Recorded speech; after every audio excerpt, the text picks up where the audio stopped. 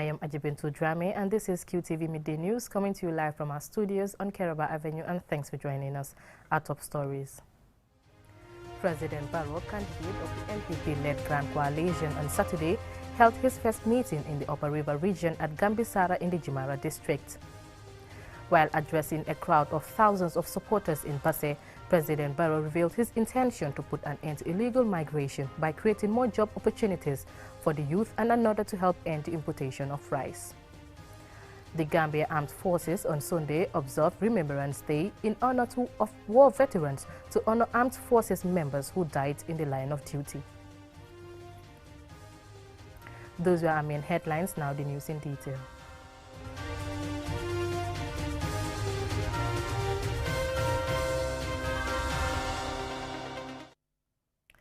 Now, President Barrow, candidate of the NPP-led Grand Coalition, on Saturday held his first meeting in the Upper River region at Gambisara in the Jimara district. As Alusise reports, the people of Jimara vowed to re-elect him on December 4th. It is day 6 of the ongoing campaign tour by the NPP-led Grand Coalition, and we're here in Gambisara in the Jimara district, the first meeting in the Upper River region. The President of the Republic, Adama Barrow, is seeking re-election in December when Gambians will go to the polls to decide who will lead the country in the next 5 years. A large crowd wearing printed NPP t-shirts bearing "Vote for Barrow" chanted words of praises for President Barrow as they welcomed the NPP candidate and his entourage to Gambisara in the Jimara district. President Barrow hails from Mankomankunda in the same district. Representatives of the people of Jimara, including Mohamedou Khadija Dukure of Gambisara, Aja Kumba Janka, APRC women's leader in Gambisara, Mahili Silla, NPP women's chairperson in Gambisara, and Fune Danso, NPP women's mobilizer in Jimara, all praised President Barrow for developments and respect for the rights and freedoms of the people. They described him as a Democrat who has given everyone peace of mind to live. They promised to reciprocate their appreciation with massive votes on December 4th. They declared their area as electorally a no-go area for the opposition.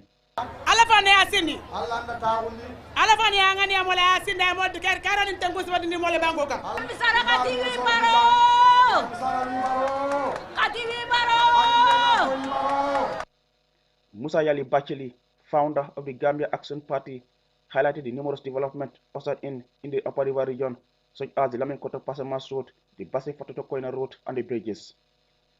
Mr. Bacheli said President Barrow is a truthful and humble leader and urged the people of Jimara to give their votes to the NPP. Our hindene, our tonkono, Amem Munjana President Makita Gambia Hinani. Musa Drame, National Treasurer of the NPP, reassured the people that the President has a big heart for the country and is only interested in the development of the country. He advised the people not to listen to what he said is the opposition's empty promises, as they will also visit the area. Addressing the rally, President Adama Barrow, who has long and strong ties with the people of Gambisara and communities of Jimara, said the crowd has given him assurance that victory in Jimara district is already confirmed. He thanked the NPP structures in the district for their good work.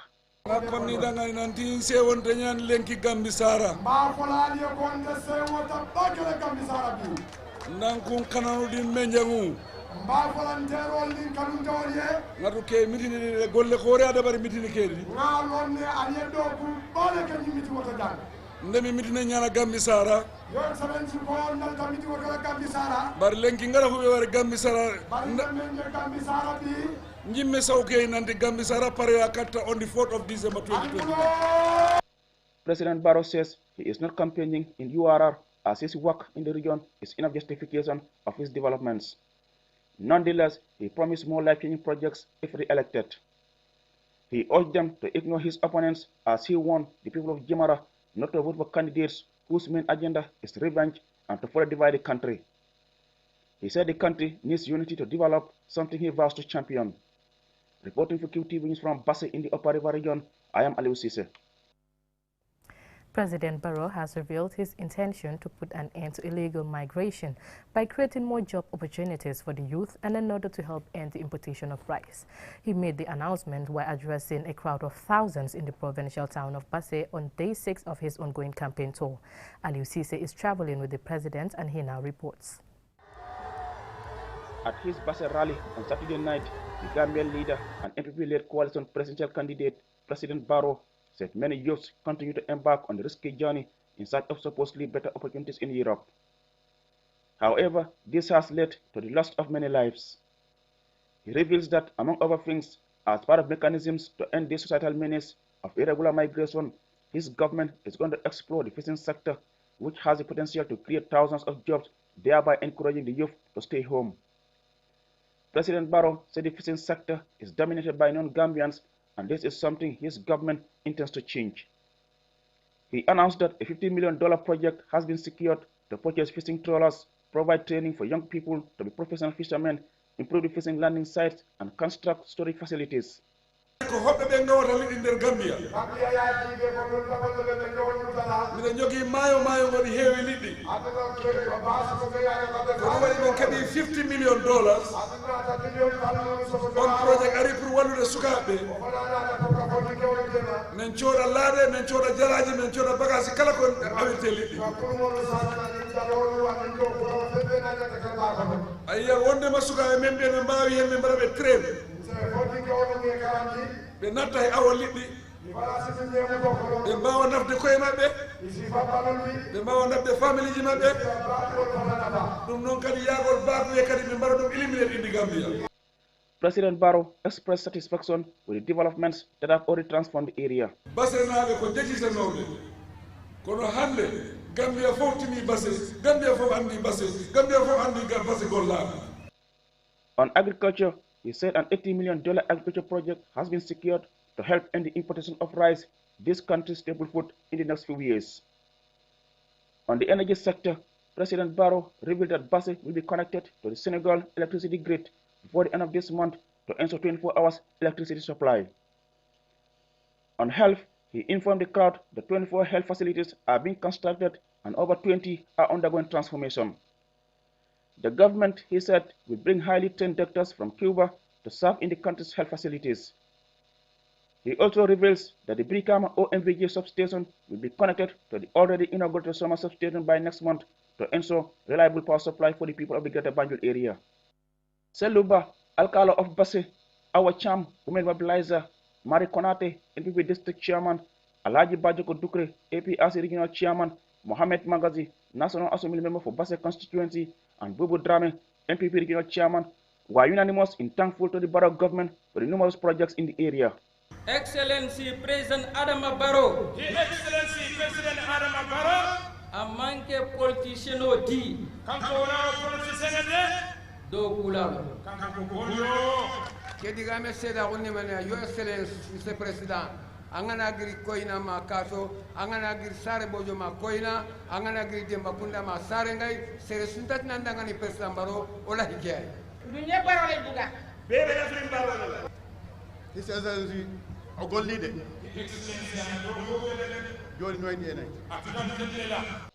For them, a landslide victory for the president in Basse district is confirmed. Reporting for QTV News from the provincial town of Basse in the Upper River region, I am Aliou Cisse. Moving on, the Gambia Armed Forces on Sunday observed Remembrance Day in honor of war veterans and to honor armed forces members who died in the line of duty. Sadly, in the Gambia, there is only one surviving World War II veteran. Mamadou Lamin Choi reports. The commemoration of our gallant war heroes was marked by a march past and the traditional wreath laying. The Army, with members of its infantry battalions and the Gambia Police Force, observed Remembrance Day in Banjul at the cenotaph with a military parade. There was a 2-minute silence marked with 2-gun salute in honor of their ultimate sacrifice for world peace. Presiding over the Remembrance Sunday event was the Vice President, Dr. Aïssatou Touré, who attended to pay tribute to the war heroes on behalf of the President and every Gambian. As part of the Remembrance Sunday service, the Vice President, members of the Diplomatic Corps and other representatives laid wreaths to pay their respect to those who lost their lives in their line of duty. Captain Malik Sanyang, the PRO of the Gambia Armed Forces, tells us the significance of War Veterans and Remembrance Day in the history of the Gambia and the military. Because if anybody is to understand what these people went through, the ordeal they have to go through, remembering, their Shokto campaign and then remembering their Caladan River crossing campaign, you will realize that we would know it far better because we are indeed presently. Remembrance Day is a sad moment of reflection of a bitter history of a bloody conflict involving hundreds of thousands of African soldiers who fought and lost their lives in the battlefront. For the Gambia, more than 1,000 survived the war, while dozens left dead in the jungle of Burma, now known as Myanmar, without a dignified burial. Alpha Osman Jallo is the Public Relations Officer of the World War II Veterans Family Association. We know many died there, and up till now, we don't even know where their graves are for them to be honored. Whilst we are honoring graves of other fallen soldiers in other parts of the world, but for ours, they may be somewhere in Burma or in India or Caladan, but we've not even done any research to find out where they are so that we can honor them. That is one thing. On their return home after the war, the veterans had little to show except for the injuries and scars left on their bodies, the legacies of their sacrifice. The last Gambian World War II warrior, Ibu Jaha, who is 102 years, is a glaring example of the many veterans who spend their post-war time struggling to feed their families. Despite his age and since his return from the war, Mr. Jaha owns a workshop where he spends time making a living for himself and his family. Those who came back, they also were not given the due honor and dignity so that once they come back, they could live a dignified life. Instead, when they came back, some of them were recruited back into the field force, but others were then sent back home to the countryside, and they returned as farmers. Some of them had found, when they came back. Remembrance Day in the Gambia, as in many parts of the world, is used to remember not only those who died in World War I and II, but also the people who fought in many wars and paid the ultimate price. They lost their lives. Mohamed Lamin Choi, QTV News. From that story, we will go for a short commercial break. Still to come, we have more stories too. Stay tuned. To make sure your company's products and services reach your potential customers, it is essential that you choose the right channel for your marketing purposes. QTV has on +220 324 4444 or email us at marketing@qtv.gm and take your business to the world.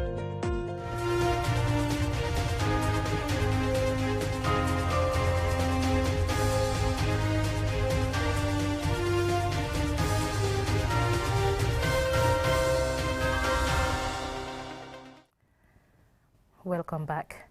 Now, the National Human Rights Commission on Thursday held a press briefing on its monitoring of the electoral process and its role in conducting peaceful elections in the Gambia.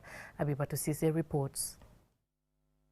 After the successful completion of the voter registration and nominations for the upcoming presidential elections, the chairperson of the National Human Rights Commission, Emmanuel Daniel Diouf, explains that the Gambia has a history of conducting peaceful elections and that the National Human Rights Commission has engaged in a series of training programs. These programs include dialogue with political parties, civil society organizations, security forces and the media for the peaceful conduct of this December's presidential election. We are very happy that the peace pledge that came shortly after, that has been signed by the political parties, also known as the Janjambure Accord, actually contain most of the issues that we raised with the political parties. So we were very happy when the peace accord was signed by the political parties, and we hope that moving forward that we will have an election that will be free, fair, and not have other problems, other issues as happen in other countries. The respect for human rights is crucial in the conduct of elections. Human Rights Commissioner Njundu Drame highlights the role of the National Human Rights Commission in safeguarding human rights. Once elections give legitimacy to our government, respect for human rights also give legitimacy to elections. If human rights are violated in elections, then people question the legitimacy of that election. And so human rights are and is very important. And that's why all of us, political parties, their supporters, stakeholders, the media, ought to ensure that there are respecters of human rights, but also protectors of human rights. Joe further urges political leaders and supporters of political parties to be law-abiding, adding that elections should be anchored on peace, democracy, and adherence to the rule of law. Juve also calls on the security forces to be impartial and professional in discharging their duties. He says the media should desist from amplifying hate speech and inciting violence, and calls on politicians and their supporters to respect the rights of journalists. And I think this is very important that we highlight this.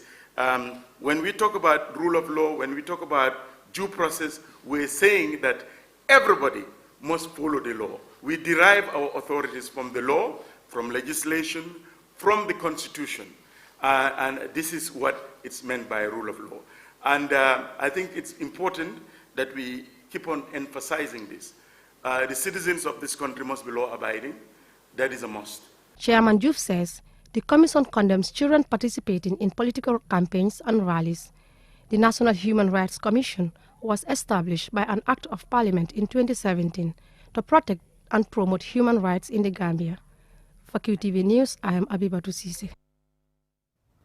Young volunteers for the environment, the Gambia, on Saturday commemorated the Global Day of Climate Action, aimed at attracting world attention on the effect of climate change and to increase awareness on the rapid increase of global emissions. Omar P. Jallo again. Global Climate Day of Action was commemorated on November 6 to demand governments and corporations limit global temperatures to 1.5 degrees Celsius and to deliver real and just solutions to the climate crisis. The day is an opportunity for young people to advocate for global recognition and fulfillment of youth's absolute rights to a healthy environment and to take steps to enshrine these rights in national, regional and global policies and legislations. Amadou Sow, the program coordinator of Young Volunteers for the Environment, the Gambia, said investing in climate change and environmental education and equipping young people with the required knowledge and skills to protect the environment and contribute to a safe and sustainable future can help strengthen the capacity of young people on climate change mitigation and adaptation efforts. The Climate Action Day, it's a day where climate activists, youth organizations that have common goals and objectives towards the environment comes together, demonstrate a march to show their dissatisfaction on global leaders on their behavior towards climate change. It's also a day that we raise awareness on the dangers of climate change and also what possible steps should we take in mitigating climate change, because climate change is a global phenomenon that obviously affects every part of the world. Bakari Jadama from the Birkama Area Council read the pledge and declaration of the National Civil Society to uphold priorities identified by young people throughout the world on youth and climate action. Reaffirming the Universal Declaration of Human Rights, the United Nations Convention on the Rights of the Child, and all human rights instruments relevant to the protection, promotion, respect, and fulfillment of the human rights of all children and young people. Recalling the Paris Agreement, commitment by states to respect, promote, and consider their respective obligations on human rights, including the rights of children. Omar Mbai, a student at the University of the Gambia, said the day is an opportunity for environmental activists to show their strength and encourage more people to join and support their advocacy for government to end its support for the use of fossil fuels. We are looking forward for different stakeholders to come together in order to bring up an integrated system in order to manage resources that are available, not to extinct them. Because due to the extinction of certain resources that are available within our environment, is leading for the environment to go in vain. So obviously now we need to call upon all stakeholders, both government and non-governmental organizations, to come on board for climate justice, for climate equity. The Paris Agreement is to limit the increase in global average temperature to below 2 degrees Celsius above pre-industrial levels and pursuing efforts to limit the temperature's increase to 1.5 degrees Celsius above pre-industrial levels, as well as the global goal on adaptation in Article 7 to reduce the risks and impacts of climate change. At the recently concluded COP26 conference in Glasgow, agreement was reached to deliver on this commitment. Reporting for QTV News, I am Omar P. Jallo.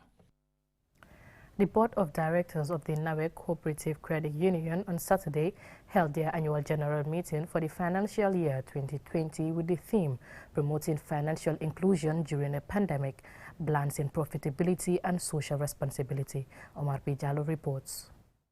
Credit unions are financial institutions that operate to promote the well-being of their members, and profit made by credit unions are usually returned to members in the form of reduced fees, higher saving interest rates, and lower loan interest rates.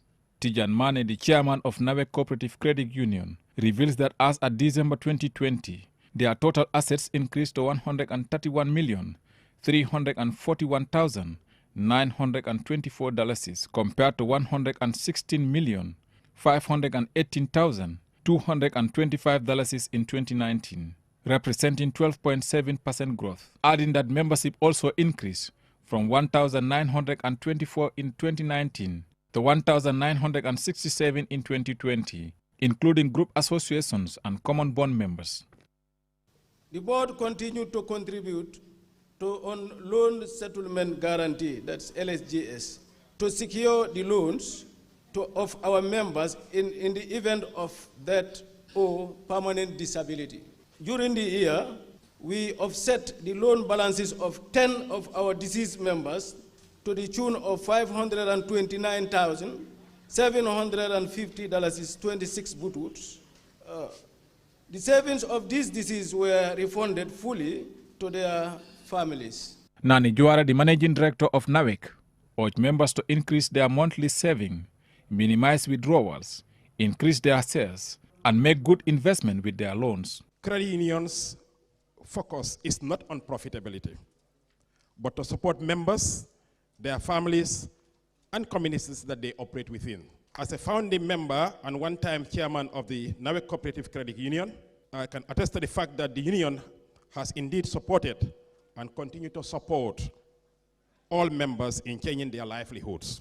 Bakari Sanyan, the external auditor who audited the union's accounts books, expressed gratitude to the NAWEC CCU for successfully presenting their audited financial report for the year 2020, despite the challenges of the COVID-19. Credit union happy family, member helping member. But my question always is, in as much as credit union is happy family, member helping member, member can only help member when the institution is financially self-sustainable, when the credit unions are liquid. Otherwise, we can be happy family, but member cannot help member. Aisetu I Kamara, the treasurer, says it is an order year where the credit union recorded a surplus on income over expenditure, adding that in 2020, they introduced a customer loan facility to their members for products like fridges, freezers, televisions, motorbikes, and mobile phones. The return realized on these consumer products from May to December 2020 was $297,069, which was equivalent to 3% of our return in our income and expenditure account. Abbas Sankare, the registrar of cooperatives, and Fode Sanyang, the general manager of NACOOP, both believe the success of credit unions is based on membership and strong financial resources, adding that the achievements of NAWEC CCU are undoubtedly due to the tireless, selfless, and committed leadership. Mama Salinjai delivered the vote of thanks, and in line with its regulations, the AGM approved the reports, the previous minutes, financial statements, and the resolutions. Reporting for QTV News, I am Omar P. Jallo. Before we end, here's a recap of our main headlines. President Barrow, candidate of the NPP-led Grand Coalition, on Saturday held his first meeting in the Upper River region at Gambisara in the Jumara district. While addressing a crowd of thousands of supporters in Basse, President Barrow has revealed his intention to put an end to illegal migration by creating more job opportunities for the youth and another to help end the importation of rice. The Gambia Armed Forces on Sunday observed Remembrance Day in honor of war veterans and to honor armed forces members who died in the line of duty. Well, that's it from me in today's Midday News. Thank you for watching and have a nice day.